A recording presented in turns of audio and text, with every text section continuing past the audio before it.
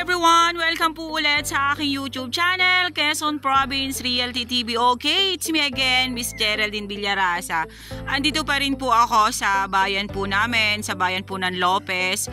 Meron pa rin po akong ilolocate na isa pa rin pong property. Siya pa rin po ay 1 hectare along Provincial Road. Okay po, dito po sa frontage ng Provincial Road, may haba po siya na nasa 30 meters. Then, ito pong property ay nyugan pa rin. Okay po, tara po at papasukin po natin yung area para po maipakita ko po sa inyo. Okay po, bago po pala ang lahat, mula po sa town proper ng Lopez, hanggang dito po sa property ay nasa 17 kilometers.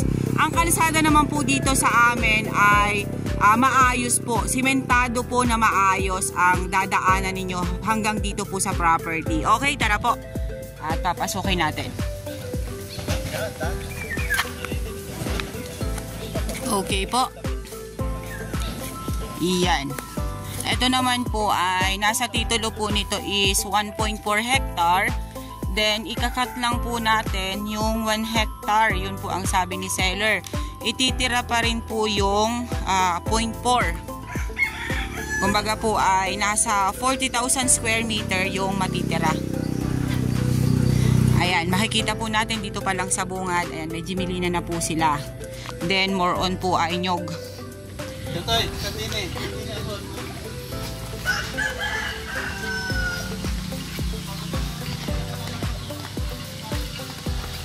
Ayan po. Medyo pag gagaling po namin doon sa Provincial Road, medyo po siya talibis. Ano po? Then pagdating na po dito sa pinakang baba, ayan, patag po siya. Then, ang source of water po dito ay balon. Ayan, nasa property po mismo ang balon. Ano po? Ayan po siya. Ayan po yung Provincial Road. Then, ito po yung property. Ayan, may bakod na po siya doon sa kabilang side, doon sa kabilang property na yon. May barbed wire na po siyang nakaladlad.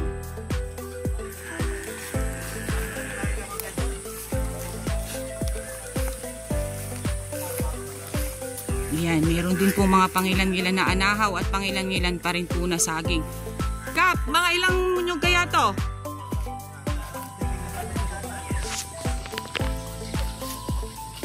Medyo madalang-dalang po ba? Opo. Sabihin po natin na 150 na lang.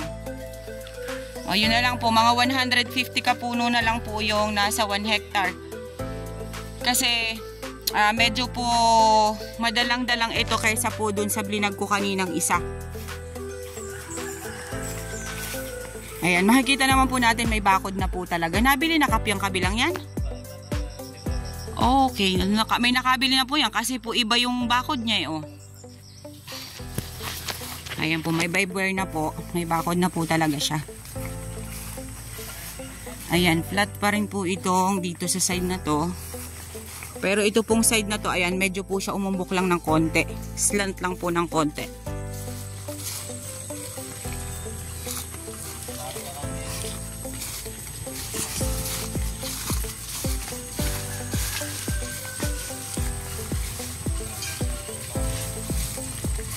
Ayan, basta po yung usap po dito ay ikakat lang po yung 1 hectare. Then ititira po yung 4,000 square meter.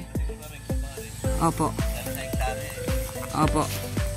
Yan, kasama pa rin po yung mga sagingan na yan, sa side na yan. Then, ito pong side na to. Medyo lang po talaga siya madamo sa ngayon kasi nag-iinulan na po dito sa amin. Madali na pong yumabong yung mga damo. Ayan, napakarami pong saging dito sa likod. Yun nga po, katulad po ng binanggit ko sa inyo kanina doon sa una ko pong blinag na napakamahal po ng saging dito sa amin sa Quezon, lalo na po ang saba. Ito po ay dinideliver sa Bulacan, Pangasinan, Balintawak at Divisoria.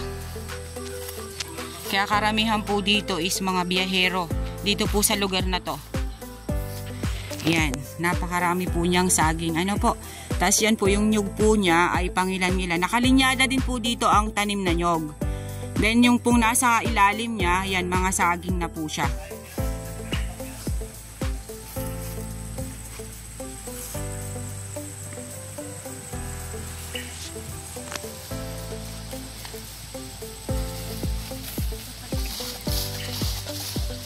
Ayan, ano pa?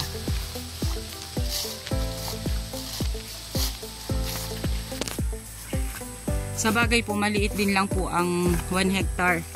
Nasa 10,000 square meter lang po siya. Kaya po, mailiit lang po din yung iikutan natin. Ano po? Ang kagandahan po kasi nito ay gilid po mismo siya ng provincial highway. Hindi po hassle kasi sementado po talaga yung kalsada. Hindi po katulad ng ibang mga farm na papasok pa po ng mga rough road, papasok pa po ng mga barangay road. Ito po hindi. Provincial highway po talaga siya.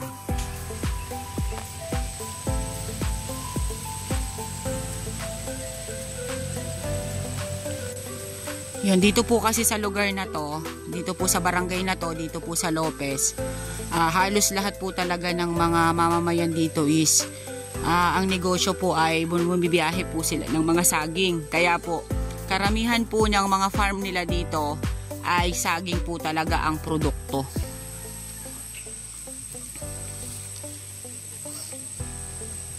Ayan po siya, oh. Mangilan-ngilan lang po talaga ang nyog. Kaya po, inestimate ko po siya na 150 kapuno lang kasi makikita naman po natin na talagang hindi po ganun ka sinsin ang pagkakatanim ng nyog niya. Then ayan, ang kalamangan lang po nito kasi napakarami pong bunga nyog niya. Halos po ay malalaki pati yung buo niya. Hindi po siya na apektuhan ng nakaraang tag-init. Then ito pong mga nyug niya is mabababa pa rin. Hindi po katulad nung iba na medyo mga takara na.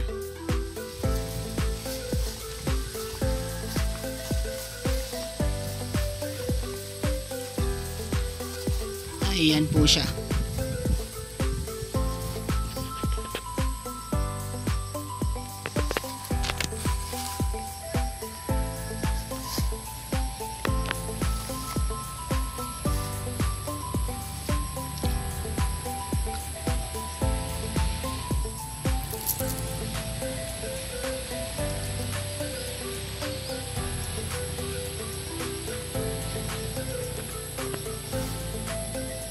Yan pa rin po, kasama pa rin po yan sa 1 hectare na binibenta ko.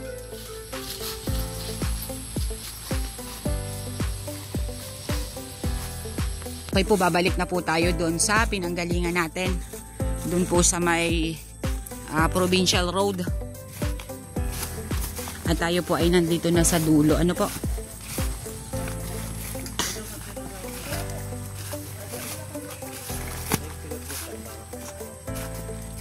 Yan. Yan po ang kabilang side naman. Yan, nakita ko lang po dito na kahoy is Gemilina. Then nyog, saging, yun lang po ang nakita ko. Wala po akong nakitang fruit bearings dito sa property. Ano po? Kaya po wala po akong nabanggit na kung ano man. Basta po, more on po ay saging at nyog. Ang kagandahan lang po nito, dahil kalsada nga po, gilid mismo ng kalsada. Yan. Ito po yung gilid po ng provincial road. Yan po, medyo po siya dyan ay nag-slope sa side na yan. Then dito po sa baba, na andito po yung pantayin.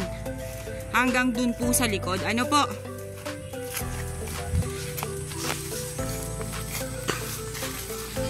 Yan.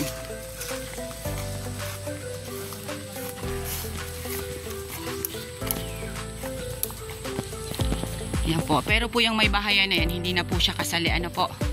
Ito lang po naikutan na yan ng aking camera. ang 1 hectare na ibinibenta ko.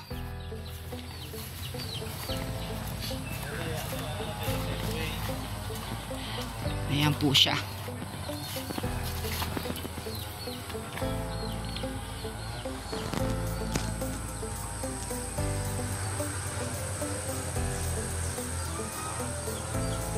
Okay guys, sabihin nyo na po ang property namin. Dito po ito sa Lopez, Quezon.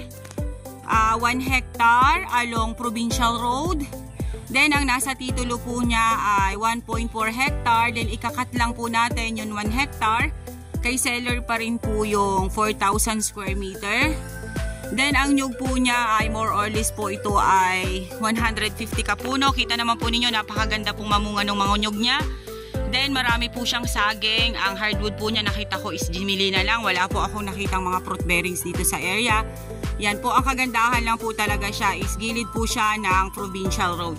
Okay po, ako po ulit ang inyong site locator, si Miss Geraldine Villarasa. Muli po akong maglalambing. Pa-like and share po ng aking mga vlog. And pa-subscribe po ulit ng aking bagong YouTube channel, Quezon Province Realty TV. Okay po, thank you po for watching.